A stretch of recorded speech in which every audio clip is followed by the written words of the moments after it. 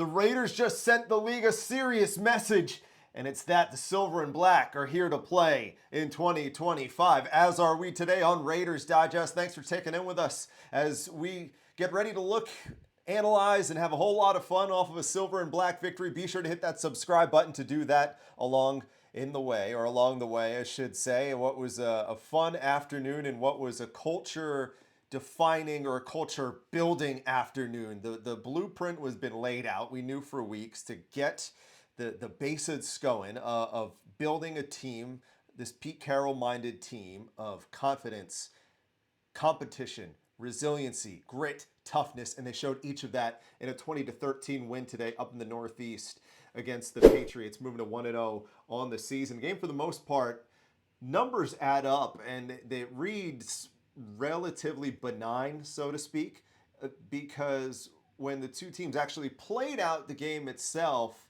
it was the second half that turned into a big-time difference of this football game. Geno Smith, 362 passing. More on that in a minute, because he did something that has not been done in 45 years. Ashton Jeanty mixed bag. More on him in a moment as well. Brock Bowers hauling down 5 for 103. Left this game with a knee tweak. He was fine.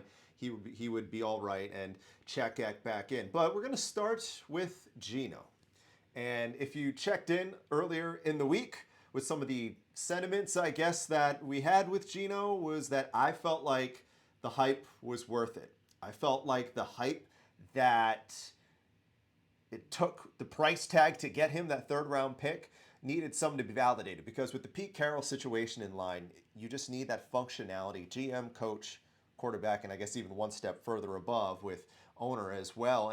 And coming off of the past 3 years and the elevation that he has seen in his game, I was tremendously confident he'd start out well, and he did exactly that. So that 362 number you see on your screen right there, that's the most of any Raiders quarterback in 45 years in their debut.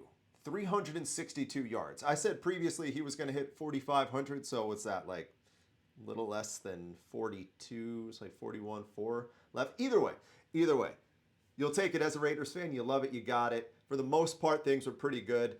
At times, not good. We'll talk about the bad stuff in a little bit. Some other things, as we were talking about, that were quite good when we're talking about the idea of culture and building up confidence and things like that, is knowing that your guys are buying in. And there was no bigger sign of that today, of seeing the guys buy in. It wasn't until after they left the field with the dub and celebrated Pete Carroll's first win as the silver and black head coach. Hey, a beautiful job to work together. I hope you can feel what it feels like now. This is why we work so freaking hard. It comes, we don't know what's going to happen, but if we keep staying with it and keep believing in it, it's going to happen, and it happened again. This ain't the only time we're going to get one of these. Yeah, that's just one win. We're here for more than one win. But I got to get a game ball.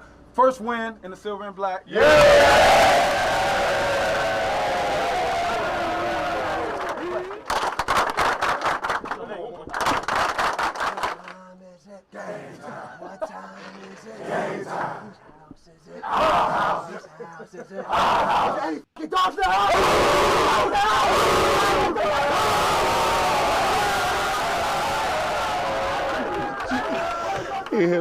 Yeah, all that spearheaded by a defensive performance that really anchored the way in the second half. What do I mean? Well, the second half looked a little bit something like this. After a shaky first half in which you saw a lot of, I guess, the things we worried about as Raiders fans coming into the season. What would be the struggles? We thought the linebacking core would be potentially suspect. The secondary, I guess, a similar sentiment, potentially suspect. And to a certain extent they were. I want to shout out Tristan Kuhn here, Sporting News, who breaks down the numbers a little bit. The first half, Pats took a 10-7 lead into the break. And for the most part, the Raiders did not stop them. The time of possession was going New England's way. But what I loved about this game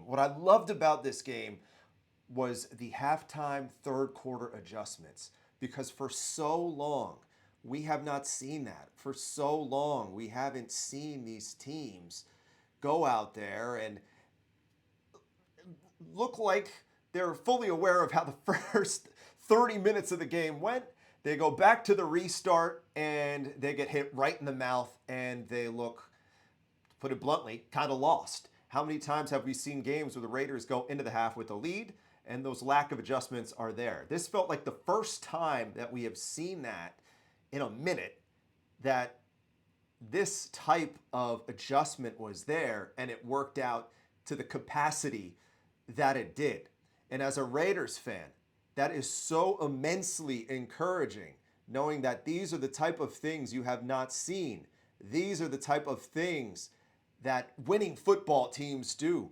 These are the type of things that we've been so void of for so long, for year after year after year. And now there's just that structure falling into place. And it's one seed at a time. The win was not, of course, a Super Bowl win. It doesn't assure that we're even going to be 500, not even remotely close. But what was so big about this culture victory today was that it turns the tide, and it turns that focus going into the Charger game next week, which on prime time Monday night, which is not going to be easy by any stretch, and instills that level of confidence and belief right off the jump. That's something I love. The resiliency of this team today, the bounce back of this team today. There were so many moments in this game. If you've been watching the Raiders for 2-3 decades, where you were just, when I was, put it this way, I'm writing the notes to of my game prior to making the video here, just what I'm going to be talking about. And the first half, I think I wrote almost verbatim, same old Raiders, because that's the way it felt. They got a quick punch, a quick score. Geno hooking up with Trey Tucker off the bat, and then the next 3 drives, it looked something, as we say, what's up to Tristan one more time, it looked something like this. An interception, 3 and out, 3 and out, 3 and out, and then a missed field goal. So those are the type of things that was kind of the vibe where you were like, all right, well, I guess another year in silver and black. This is how things are going. This is the way it's always going to be.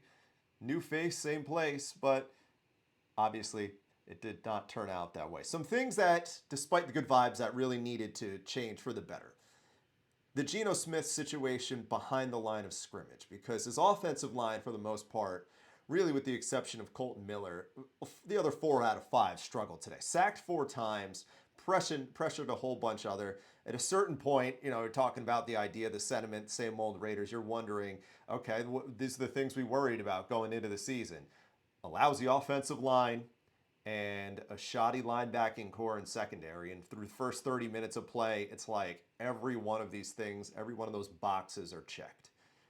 But hey, you know what? The game played out the way it did. They made the adjustments. They were better in the second half, but still, that's to point out the fact that things need to improve, and Pete Carroll knows that going into next week. Things going to need to improve a whole lot more, taking on a very talented Chargers thing. So that was one thing I didn't like, or I was at least concerned about. The other thing I was a little concerned about was Ashton Jeanty's debut. Again, is it a product of the offensive line not doing him any favors? He did have a touchdown today, but obviously yards per carry, not ideal. He only had 6 rushes in the first half, 13 in the second half, and even when they got him going into the game, or tried to, it never felt like he was fully in the game as well. He had his moment, so you'll look on Twitter, you'll see the touchdown. It was great. It was fine. Burrowed his way into the line and extended and got his 6. Did everything he needed to do on that assignment. But still, it felt like there was something was off, and the light didn't go off quickly enough for what they were looking for in this debut. But keep in mind, a lot of various circumstances too. They were passing the ball well at that point, so it's a little bit tougher to get the run game going if they are passing the ball very efficiently, like they did. You're not going to take it out of Bauer's hands, who had 103. Jacoby Myers had another 10 catches, pushing 100 as well. So you get the feeling there's going to be days like this today where some of the big names, so to speak, are going to be in spots where maybe the numbers aren't particularly gaudy, but it's kind of a do your job and keep the line rolling type of deal. And I think it's for the better of everyone else. But to put a bow on things a little bit, I know this was the perfect starting place for this team, because it was a little bit of everything. And I want to go back to that point of competition and resiliency that Pete Carroll has preached so much, has preached to the point that This is going to be the identity if they're going to win games. They're going to be a competent football team. They're going to bring pride back to the silver and black. And they did it today. Me personally, I think I'm probably higher on New England than a lot of people are, but I think they're the second best team in the conference.